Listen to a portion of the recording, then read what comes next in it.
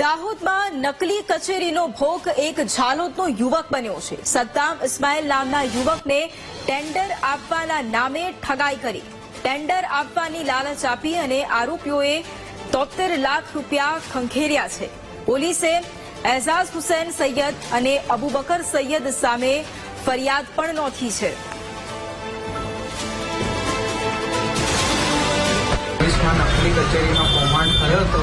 એનામાં નામ છે અબુબકર જાકીર અલી સૈયદ, એજાજ જાકીર અલી સૈયદ। એમને નકલી કચેરીના કૌભાંડના અંદર મને કામ આપીને જૂઠી રીતે મેં એમના જોડે કામ કર્યું અને પછી એમની મને બાદમાં ખબર પડી, એમના પર આરોપ કેસ થયો હતો। આ નકલી કચેરીના મોટા એ છે કૌભાંડ, એના અંદર એ મને સંદીપ રાજપૂતને અંકિત સુકારના જૂઠા નામો લેવાની બી કીધું હતું। જે તે સમયે કેસ થયેલો તો અંકિત રાજપૂતને સંદીપ સુતારનું નામ લે, નહીં તો મારું નામ નથી, તો મારી જે મોટી રકમ હું એના પાસે માંગુ છું તો એ મને આપવા બદલ હું એને ફોન કર્યો તો મને એ બડોદાના અંદર મારા પાસે ફંડિંગ માંગે એવું કરીને મારા પર જૂઠા આરોપ લગાડ્યા છે।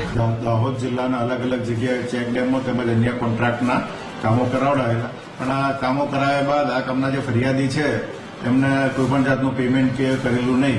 ત્યારબાદ આ જે ફરિયાદી છે તેમની પાસે અવારનવાર પૈસાની બાબતે પૂછપરછ કરતા આ કામના જે સામાવાળા બંને આરોપીઓ છે તેમના ફરિયાદીને જાનથી મારી નાખવાની ધમકી આપેલ અને એને વિભત્સ ગાળો બોલી, જે અંતર્ગત ઝાલોદ પોલીસ સ્ટેશન ખાતે ગુનો રજીસ્ટર કરવામાં આવેલ છે।